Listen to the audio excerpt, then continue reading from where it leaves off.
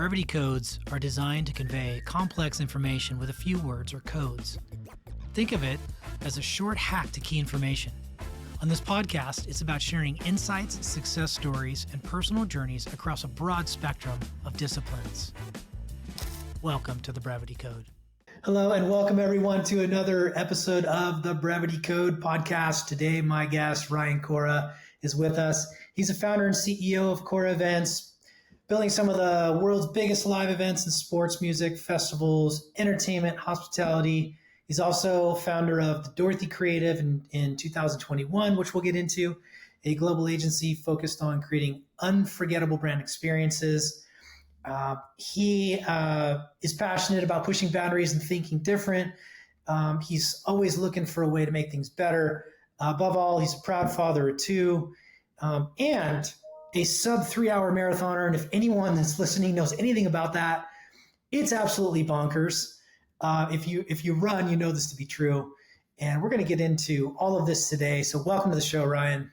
Thanks for having me. Good to see you. Dude, good to see you.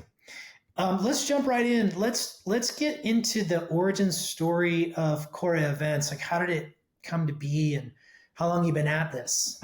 Yeah, it was wild. Yesterday, I was down walking around Coachella, where the build is underway, and just kind of looking across this massive thing. And most people don't understand like what goes into building a live event, right? You see all these layers, and my family, they were in restaurants and catering and things like that. So I got to see events and all that. I said I would never be into the business. I thought I would do something else.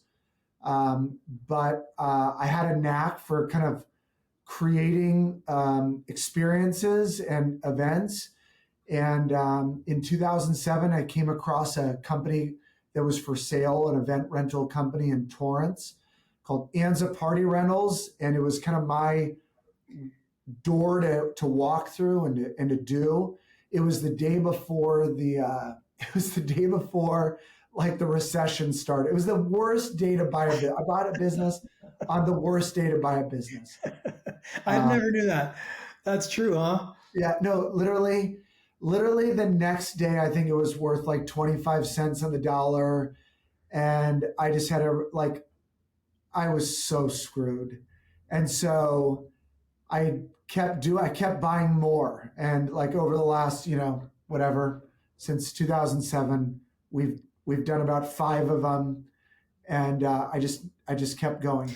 And so you said 2 things. You said, I would, sounds like you really resisted the hospitality piece of the business, but then all of a sudden this door opens for you to buy this catering event company. Why did you do that?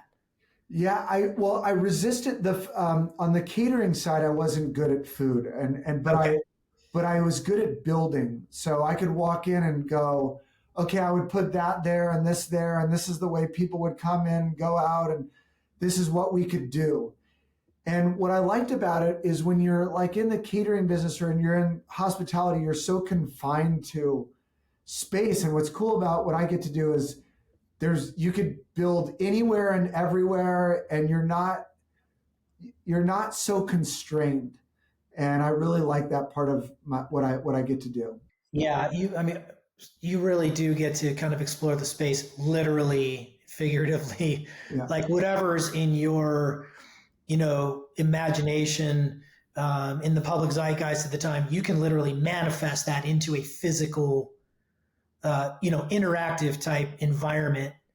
And so let's jump into that. Yeah. So you mentioned Coachella earlier. So how does one get the contract for Coachella, and that's just one example. I know we'll kind of talk about some of the others, but like, how do you do that? How do you go from being, an early startup, overpaying for your first business, and then, eventually landing something as amazing as an opportunity to work with Coachella and some of these other ones we're going to get into?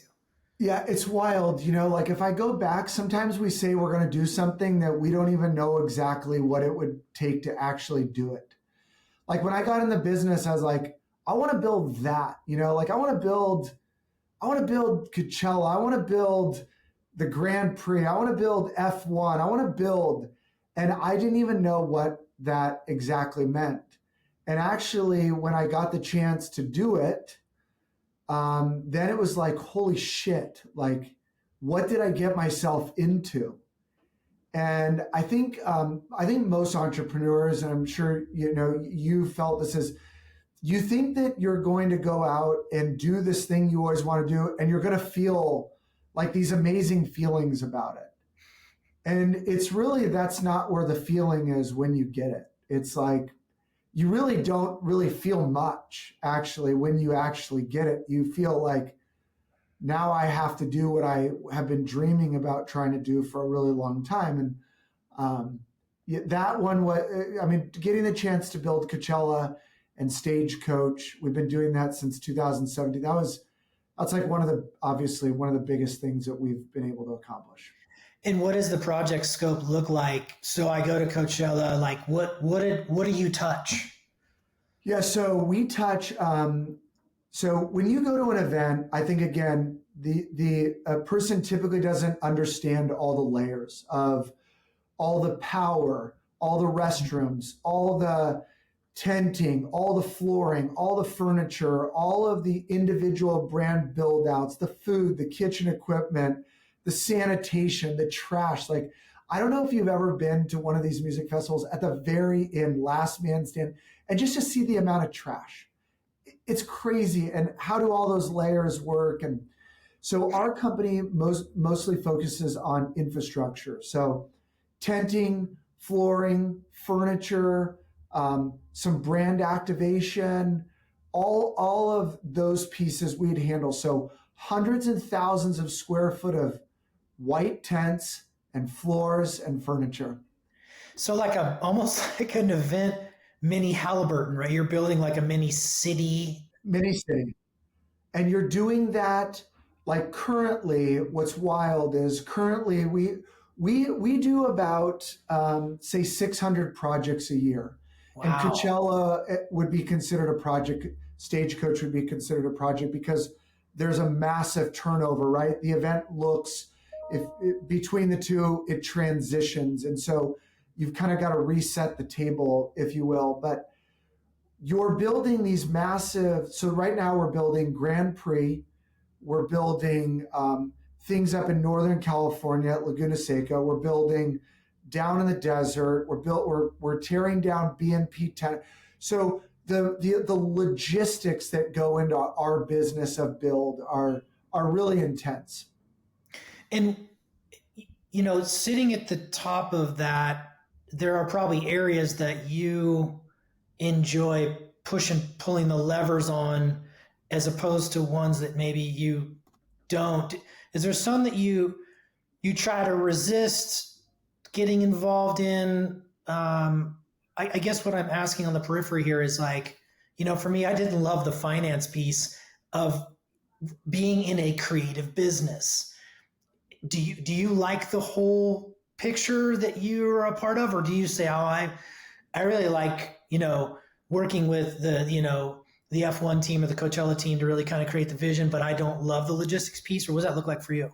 Yeah, I think in our business, one of the hardest thing is asset management, right? Because you have to have these things in order to do these jobs. And so you're going to send, say, 50 semi loads of equipment to Coachella, and you got to make sure all of that is brought back and accounted for. Yeah. And it's damaged. And so you're trying to be creative, but you're working to do that, but you're also like a logistics manager. And these massive events are really hard to kind of turn the look and feel and the style because of the quantity of things that you're building, right? In an amount of time. Like, if I was building a house and I didn't like the way the bathroom was turning out, I would just say, hey, it's going to take another week or two. And you would say, hey, that's okay because I want my bathroom to be done right. Well, as soon as you put a date on an event, it's happening no matter what. And so you might be looking at the creative process going, well, I want to do that and that, but the amount of time is really tricky sometimes to work with. Yeah, no, you're right. I mean, Coachella's got a start and an end date, and Stagecoach has a start and an end date. And right, there is no, oh, hey, let's just add this or let's do this. And by the way, things get broken in shipment and people walk off jobs. And, there's a human element to all that you're managing, as well as the true deadline date. That's got to be terrifying in some cases. I think it's so true. You just said that. And yeah, so yesterday, as I was saying, I was down there, I was looking. I've never seen the morale of people that are building live experiences as low as I'd seen it, like across the board. Like, I think, and you would say that it's like kind of like, is Mickey Mouse happy in his costume? Like he gets to hide. He gets to hide. Like here you're building this most amazing thing in the world, and you don't get to hide behind your costume. And you're out there and you're trying to do this, and it's 105 degrees, and it is very human. That's a very great observation. So let's talk about your motto is don't be boring, right? And I love that on so many levels. So how do you amuse yourself, and then how do you thread that thought through your business and your customers and your staff and your activations? Like, where does that come from, and how do you implement that? Yeah, I think a lot of people read it or initially hear it as like be exciting, be fun, be crazy, be wild, do something amazing. And it really actually means don't be empty. Not every experience we build has to be fun and exciting. Some experiences you build need to be thoughtful and reflective, and it's more comes from the motto of don't just come from a place of nothingness. Don't come from the middle. Come from a place of trying to bring value, bring purpose, bring meaning, bring experience, bring something life-changing. And so like if every experience I did like just had to be crazy, exciting, fun, like that would sound so terrible. That would sound like so overwhelming. But I think it's our goal, it's our job in our business to help somebody really answer what kind of experience are you trying to generate. And we just really want to move people out of a place of like middle or like nothingness. And I think that's a safe place for a lot of people, honestly. Yeah, you're right. Like if you're that marketing director or whatever in that company, you don't want to stick your neck out. So how heavy are those people? Are they reliant on your internal creative services, or do people come in heavy handed to you and go, look, this is my vision, and they have this crazy thing, and then you go, yeah, that's $9 million. If you want to do that, we can build that for you, but you have a budget of $2 million. Yeah. So how do you manage that? Yeah, I think always life, right? Managing expectations and that sort of thing. I think we do a really good job, especially if somebody can give us a budget. As you know, like when you're RFPing or you're, in creative services, no one feels like very open to like give you, a budget. But I think what makes us, because we're builders, I think we're really good at saying, this is where we would put the money. Like, again, just going back to that house analogy, if I learned the space that's most important to you, I'll move the numbers around so that your home really reflects that budget that really meant something to you. And I think we're really, really good at that. So instead of spending 9 million, hey, let's spend 2. But we're going to really hyper focus on this part. And I think we're good at that. Now, that said, there's some things like infrastructure wise, when you look at it, like you can't skimp on restrooms, or you can't skimp on how much power is needed to make a stage work, right? Some of these things you could argue in circles, but you got to power the house and it has to work. Yeah. So we've talked a little bit about some of like F1 and Coachella, and can you just give us a scope, maybe like how small and micro could you get, and how grand could some of these events be? And maybe if you're okay with listing or talking about some of these. Yeah. So, so I'll give you like again, since we're in the Coachella land and it's coming up, and everybody can't wait to go. I'm sure you'll be right there in the front row. Is In my youth, I was. Yeah. So what's nice about having two arms that I get to work with, I with Dorothy Creative, it's experiential marketing, and it goes all the way down to so Coachella last year. We were really proud to build the best brand experience at Coachella. We received a really nice award for that for Postmates. And it was literally a 40 by 60 space, which is 2,400 square feet. We worked with Benny Blanco. We created a barbecue sauce. We had this awesome experience for Postmates. It was insane. The colors were insane. It was furniture is like super high detail. And so Dorothy built all of that. It had a cookbook tied to it. Like it was super, super detailed. And then at the same time, Choura is building like hundreds of thousands of square feet of tents, even in like parking lots and over restrooms and over food booths and things like that. You know, it's like, it's just so nice to be able to have both of those. So we can go so small and so pinpoint, and then we can also go large scale. And I didn't always have Dorothy, and now that I have it, it's nice because it allows me to really get like focus execution. So let's define Dorothy. What exactly is it? So Dorothy is a creative agency. My CEO Mike Hess has just such an awesome resume, but it's a set of creatives, designers, strategists, producers, and I call them almost like the Navy SEAL team of creativity.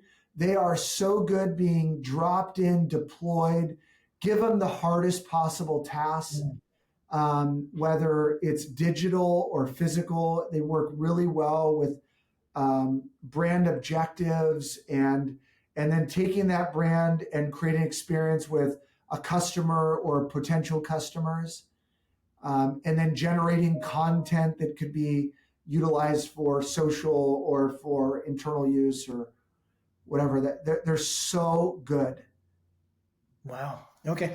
And so are your services and capabilities like, if I came to you and I'm like, hey, can you build me a trade show booth? Or is that below you? Like, is that, Yeah. not that's not the right word, but is that, do you play there? Well, I think what's crazy is it used to be like that, right? Like in your past, I know like you would go and you would build a trade show booth. Yeah. Now, and those costs just went ching, ching, ching, up to where it's like now what we find brands marketing is so much more like comprehensive. And if a company all they did was build a brand booth and they took the majority of their budget, they would get left behind. So we can do a brand, we can do that, but also we would feel there's so many other parts around it that need to occur in order for the connection to work with the customer. Right. So you might do something more like a high-end pop-up shop, or some more like you said, SEAL team, like a sniper mission with a brand, right? Let's show up in 10 places and let us execute that for you, rather than, one trade show booth in Vegas. Which we did that with Postmates, and they said who they wanted to reach, and we popped up at 10 colleges around the country, and we executed really well for going after that demographic. And the social and the content creation all followed that. We also one of my favorite projects we did was We worked with a company. We broke 10 world records. We built these pop-up food experiences through Route 66, and just creating content along the way. And just again, these really specialized experiences that were really, they turned out really good. And that's awesome.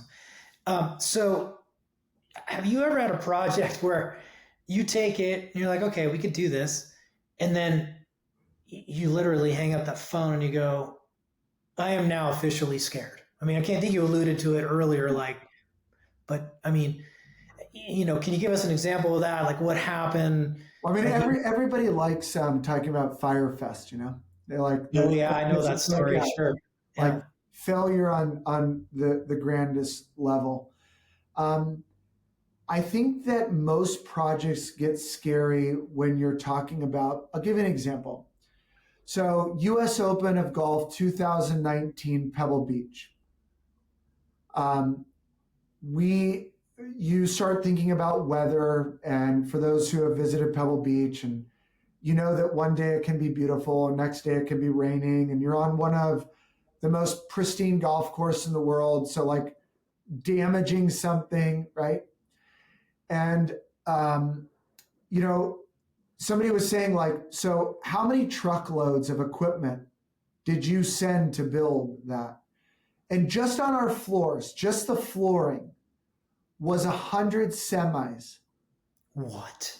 Just 100 semis of wood to build 400,000 square feet of temporary infrastructure. That doesn't include all the tents or the furniture or the things.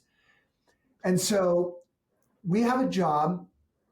I can't say what it is, but I'm sure people could guess it. But next year, one of the largest events is coming to North America.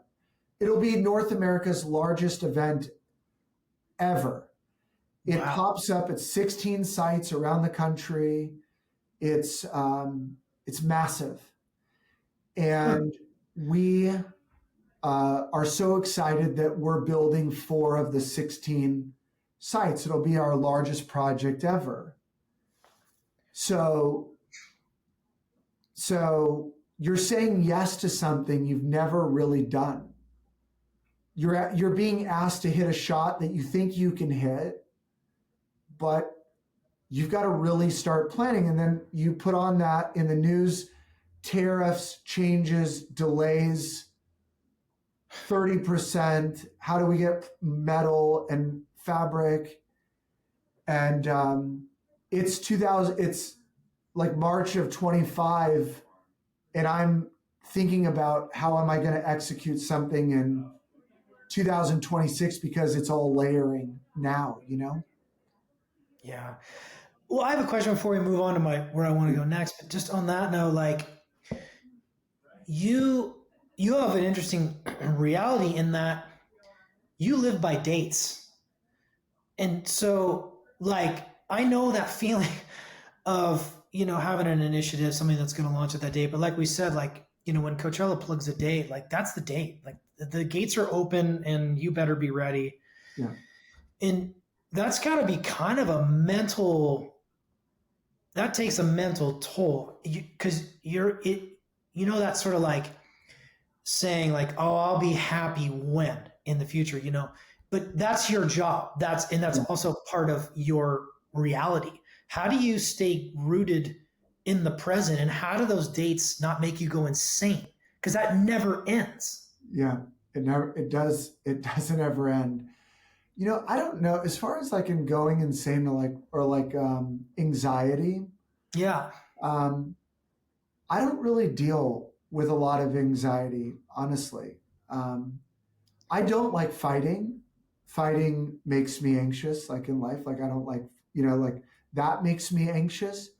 But typically, if you are dealing with reasonable people, you can almost navigate anything, really. I mean, there's always solutions. There's always something. So. Okay. I got you. Well, and this is like a perfect segue into this just gravity moment in your business. So few years back, we have this thing called COVID. So you're an events company, you're kicking ass, and COVID hits Right now. right now. 5 years ago, 2 weeks ago. Yeah. Oh, wow. Okay. So take me through that when the government starts clamping down and, hey, it's 6 foot rule and all events are shut and the beach is closed and certainly any public events are shut, and all your phone's ringing and people are like, I got to cancel. What is going through your mind at that point? Well, there's a lot of awards you get in a business. I don't think too many people can say I laid off 190 people in a week, right? Like that's Yeah. So so it was about 2 weeks ago, 5 years ago. I'm actually down in the desert. We had just finished building BNP Tennis, and we had just sent our first truck to Coachella. And I'm reading this news article about this event canceled in Korea. And I forwarded it to my team back in LA, and I was like, hey, have you guys seen any of this? Like, this is a cancellation because of this virus. And they replied to me and they say, relax, go play golf. We have bigger issues that we're dealing with. If they wouldn't have said that, I wouldn't have started digging. They said it in such a way that they made me scared. Like, they made me like that they weren't like looking for the iceberg, you know? Yeah. And so I went back and I just started Googling, reading, finding. And when I did that, there was one reported case of COVID in Riverside County. And remember, I started my business the day before the recession. I went through, so I have PTSD, right, of things. So by the time I got to the office, I went and I had this board where you could write on your walls in your office. And I wrote at that time, 225 employees, 40 trucks on the road, 95,000 square feet of warehouse, X amount of cash in the bank, blah, blah, blah, blah, blah, blah. And then I drew a line and I said, I think this thing goes for 12 months. How could I survive for 12 months? And I wrote 12 employees, 3 trucks, like all these things. This is like within 24 hours. And I just fucking went to work. I just went to work. And people were screaming at me, crying, how are you dismantling the company? Why are you, I had 34 wrongful termination lawsuits. 34 of the 190. Like, these are the not sexy things to talk about in business, you know? Yeah. But I was so committed to making sure that Choura survived at, like, no matter what. And so I basically had an early jump compared to other people, which allowed me actually to save jobs and save the company and actually turn our assets to good. We were the first one to build hospitals and testing centers, and I give our company so much credit. I think that event DNA where you could just like reimagine something, or everyone used that word pivot. We were so used to that with an event that we just did it to our company. We just reimagined our company like an event and just like restaged it, but we did it like in a week. So you're in obviously a crazy pressure cooker. You want to keep the company going, but there's still no events happening. So I know that I think in Long Beach you did this. So they started allowing outdoor dining. So am I correct? Like, you went to, I don't know if it was city council or how you said that, but hey, let us build you extensions of restaurants. Let's close those streets. Like, what was that scenario? I actually view it as like probably one of the best times in my career. Like, I don't know, like if you think about times in your life where you just felt like you were just in a really good energy place, like a really clear. Mm. I got really clear, and I had a mentor kind of put his arm around me, and he told me the parable, the Chinese farmer, basically like, how do we determine if things are good or bad? Maybe yes, maybe no. And he just said, what if you just focused on just doing good? Like what if you just like did good? And I think up until that point in my career, I was like grinding so hard to like be successful, and like you get that watch you wanted or that thing, like these stupid things that we think we need to have to show that like we did it or something, like we did it. And you can lose your goodness along. You can get lost, And I think in my career, I got lost. I got lost in what am I doing this? And COVID really just allowed me to focus like on just doing good. So the first thing was, how do I help hospitals? How do I help my friends that are in restaurants that are losing their business? Like, how do I help? Um, and that goodness just like started this momentum, and it led to me doing like a 7,000 person march that we marched for small businesses that we felt like were being unfairly treated. It led to building 60 COVID testing sites in the Western United States, 7 hospitals. And whether you believed it, wherever you think about COVID, the reality was like a lot of people were really affected. And we just went into a mode of helping, and it put people back to work. It made you almost forget that we didn't build like an event for 2 years. Wow. So yeah, you really kind of took that. If it was once an inward ambition of yours to build this business, you flipped it and said, I'm going to go outward and reach out and do good. And obviously that was not that wasn't a marketing strategy or anything other than like, I think you just maybe hit this inflection point where you were like, what am I doing on this earth? Right. Like one of those kind of gravity moments. And obviously it worked out well. So at the low point though, how small did so you didn't do an event for 2 years. Like how small did the crew get at that point? It did get to 12. Okay. And today so 5 years later, where are we at? So 5 years later, the industry changed so much. And so 5 years ago, 225 full time, all of that. And when we built it back, you relied more on labor companies to backfill that help. So we're at roughly like say 100 employees doing the same revenue or more than we did before. But the ecosystem of events and labor has changed. The calendar of events has changed. It used to be more of a 12-month calendar. Now events are more of a 7 to 8 month calendar. So the ecosystem changed, the calendar changed. Yeah. Wow. I mean, I think, you gotta get, I don't know how much you sit back and reflect on that crazy period, but a lot of guys, Ryan, would have taken their ball and went home. I think a lot of guys sit in their office and they go, I got nothing now. I mean, I literally have an event company and the world is shut down and I'm done. And oh, poor me.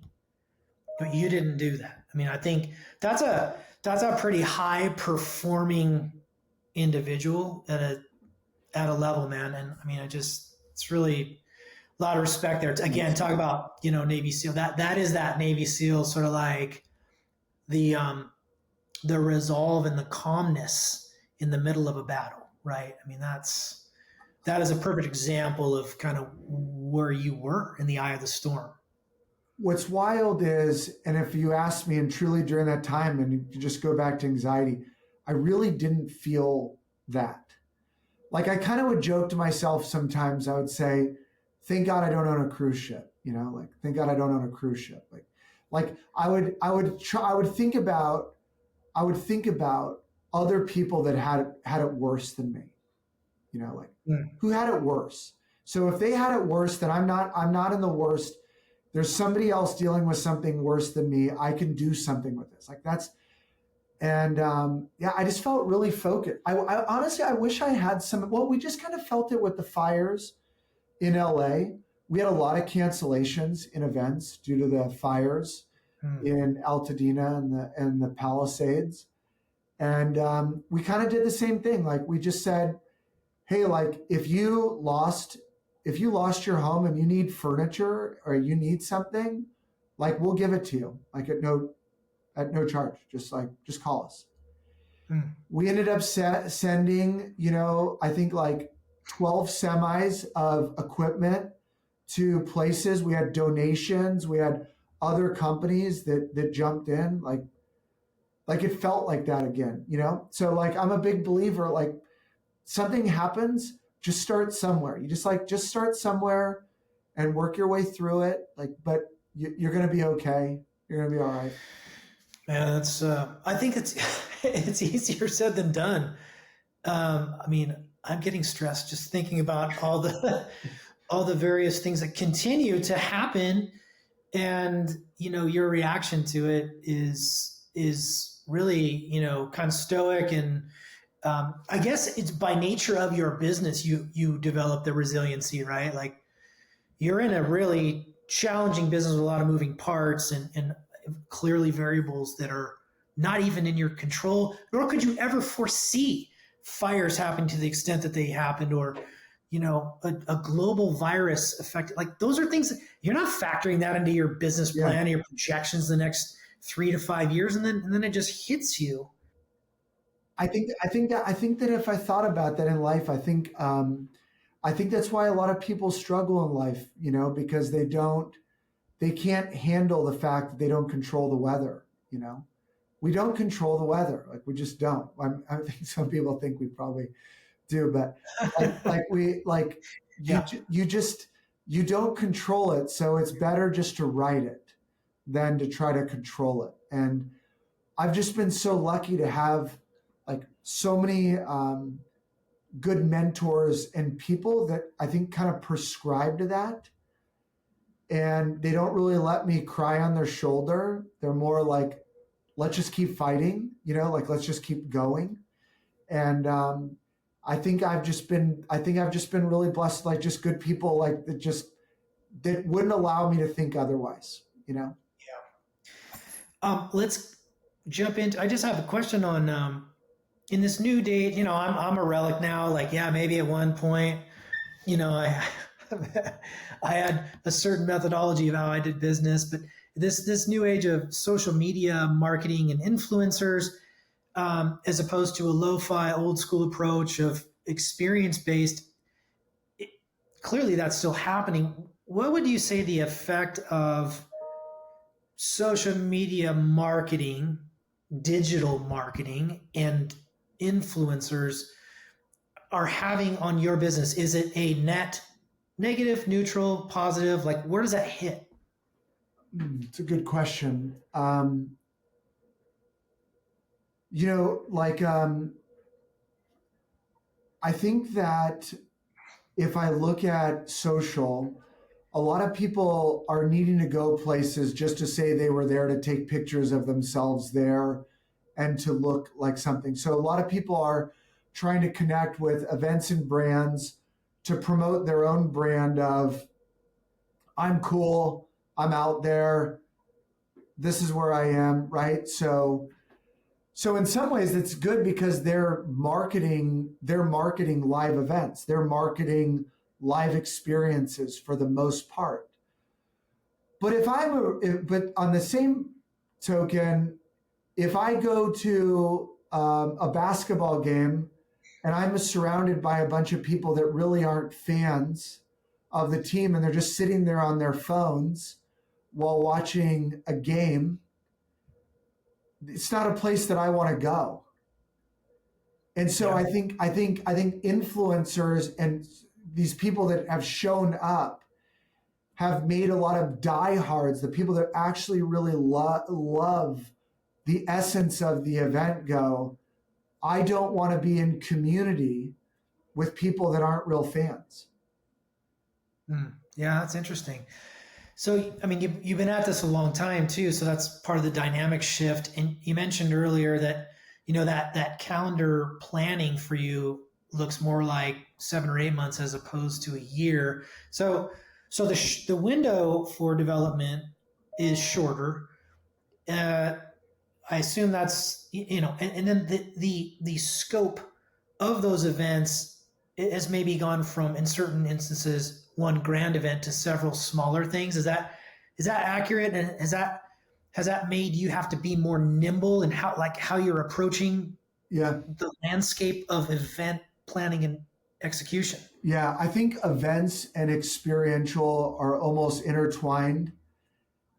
Is interesting. I was with a brand this week, and I think the tendency is sometimes to go in and sell somebody something you have, right? And like, this is what we have. We have structures and tables and chairs and furniture and things and lights and da da da. And I just asked them, like, what works really well for you connecting with your customers? Like, where do you see the highest value? And they said, when we go to dinner with our customers. Oh, okay. So your highest, the thing that works best is when you take your customer to dinner and you spend time with them. Yeah. So why don't we just do that more? Yeah. And so why don't we help you with reservations? Why don't you tell us the restaurant you like and the table that works the best? How many people are in those? How many do you want to do a year? And let's go do that. Yeah. And that's Right. okay, right? Yeah, for sure. Yeah, So man. so and I was so proud of them for saying that, because I think that they were almost scared to admit it. But if that's their truth and that works, then our company should be able to assist them in creating a customized experience that helps them to engage at the most intimate level, like, it's okay. To go back to that Coachella thing, the craziest thing is, 2017, I'm driving down the freeway and my largest competitor, so like, I'm just like a small little hamburger shop, and my largest competitor is like a, a national chain. And I'm driving on the freeway and I look over, and their box truck is dirty and the wheels are dirty and there's grease on the wheels. And I go, there's no way that company is doing well if that's how their truck is. I love that. So Yeah. I went online and I looked at who the private equity company was that owned them. And I called the private equity company. I got the phone number and I said, who manages your classic party rental account? And they're like, oh, it's da da da da da, Jason. I said, would you transfer me to him? So, hi, this is Jason. Jason, my name's Ryan Choura. I own a event company. I tried to sound like I was big, and I'd like to buy you. Just like that. Just like that. I want to buy you. And they said, well, why would you think we were for sale? I said, because I was driving down the freeway. I saw one of your trucks and it's filthy. And all my trucks are clean. And I think I should be running your business. And he's like, we're not for sale, but if we ever are, what's your email address? And I was like, Choura, whatever. I hang up the phone and I kind of giggle, like I'm laughing, like I'm so ridiculous. Literally, all of a sudden, my computer goes, bing. It's an NDA. Whoa. Sign the NDA. Within 7 days, we had bought the largest amount of equipment, tenting equipment in the nation, in the Western United States, which allowed us to do all these jobs that I had wanted to do since 2007. God, that's a beautiful story. Like I could feel that, like right now, like I could feel that. And I would just say, like, I was rehearsing some level of that for a really long time. I mean, that's you tied up in a bow. I love everything about that story. Um, how do you get the dough if you were the small fish and they were the big? How do you get the dough to like? I mean, you finance it, yeah, but like, if you're an entrepreneur and you're listening to this out there and you're like, okay, that's a cool story, Ryan, but that doesn't seem. How do I relate that to my business? I can't do that. I don't have capital. I don't know how to do that. What would you say? One of the best things that I ever had in my career is have a banker tell me this is what you need to be bankable. And he didn't bank me. He didn't bank me for years because he's like, you need to do this, this, and this. And so you listen, like, but that's a part of the rehearsal. Like I joke with my kids all the time. I'm like, who do you think the number one person I take care of on a daily basis with outside of my family? And he's like, they're like, your customers. I was like, no, customers are cool. Your employees. Oh yeah, our teammates, they're cool. Yeah, great. I said, your banker. Like that's the person. And I'd say just as a part of the rehearsal, part of the rehearsal of life is to say, when I come across that opportunity, what is it going to take to do it? And money in business is always going to be a part of the equation. So, like, if you're saying, I don't know how to do it, you need to go take yourself down. It would be like saying, I'm going to run a marathon and I'm not going to stay hydrated and fueled along the way.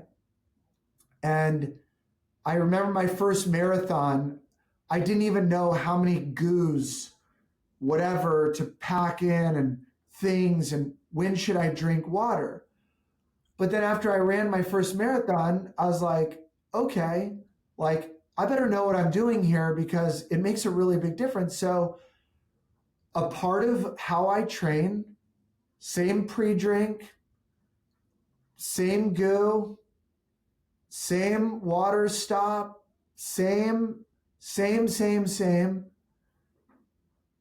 And I feel that way in business. Like same, it's very similar to me. Very similar. Yeah.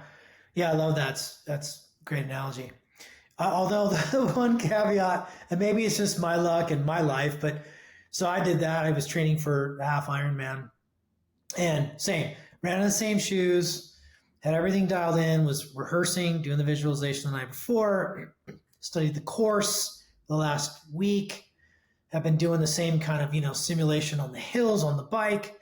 So I get in the water and my heat was like one of the last, for whatever reason, my age group just turned out to be one of the last ones. And I'm treading water and it's a river. It's in the Russian River. It was the Vineman up in Napa Valley. And I had my goggles on and didn't change my goggles out because they were like nice and fitted to my face. So what happens? I duck my head under the water and I see some water start to like pool up in the goggles. So I go to adjust my strap. Boom, I snap my goggles.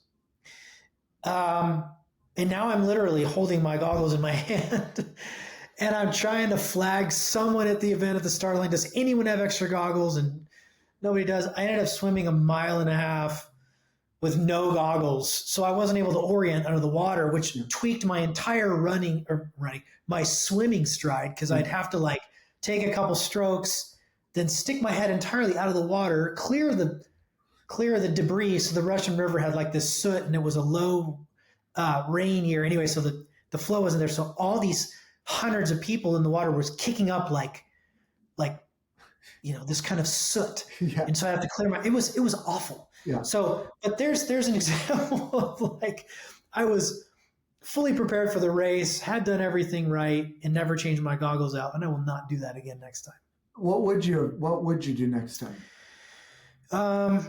Yeah, I actually had a few fails on that race. I had taped the goo to my bike and one of them had fallen off. So now I only had like a quarter of my nutrition. Yeah. I had mapped it all out and I'd done other tries. So I kind of knew. So,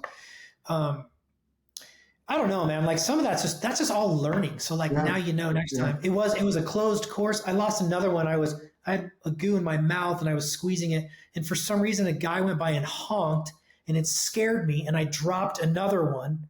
So I lost like 50% of my food intake on a 50-mile bike. Yeah, it's just so yeah, I mean, you can't. That's the thing we were just talking about earlier. Like you can't plan for the things that have Yeah. happened to you, and then I can't plan for that kind of stuff. You just roll with it, and Yeah. you do the best you can. And yeah, and I cramped insanely bad on the run, and it was really awful, and it was like 100 degrees, and it was a really bad race. But you know what? Like I feel like I'm that much more resilient and tougher should I enter one again. Those mistakes aren't going to happen, and I'll only be stronger for it. Yeah.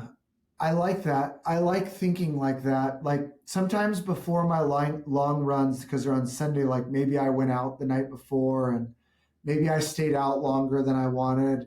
And I try to like use that, like I'll be on the race course or I'll be running and I'll be like thinking like, you ran 18 miles after sleeping 3 hours and you were sick that day and going back to those moments, like I was able to do this. So like I'm a big believer like pain and time. Like so like when you talk about like cold plunges or different things, I do cold plunge when I'm in the full cycle of it. But like I'm always trying to find like the intersection of pain and time and duration, right? Like so then it allows me to really say like what is pain? Like what is this pain I'm experiencing? Maybe the pain I'm experiencing, it took me a long time to get to this pain. Why don't I enjoy it? So like when I'm on a run and I start really getting painful, I was like, this is pretty awesome because it took me 20 miles to experience this. Yeah. Like this is pretty cool. Like this is pretty cool. Like I'm experiencing something that I could only experience if like I did this. And that for whatever reason, as you know, like your brain does, you try to play all these tricks of this weird thing. I did hear this last thing from a sports psychologist once. If your body hurts, focus on your mind. And if your mind is bad, focus on your body. Yeah. So like, and I think that that's true. Like I try to go, like I'll be running, I'll go through a checklist like, oh, my fingers feel really good. Like I'll try to go really slow through my whole body. Like, oh, your arms feel really good today. And so then it's not just like, oh, my knee hurts. Like, it's like, no, like 98% of your body feels really good. Like I had a lot of hip issues and I could run, but I couldn't walk. But it was like a lot of hip stuff. And anyways, I needed to like use things that would help me. I love it, man. Well, I think it all starts with like, your approach to life and your ability to roll with it. So, we probably got to wrap, Yeah. but, this was super rad. Thank you for coming on today and sharing some of your wisdom with us. And I know I got a lot of personal takeaways and had a great time. So Thanks so much. thank you. Thank you.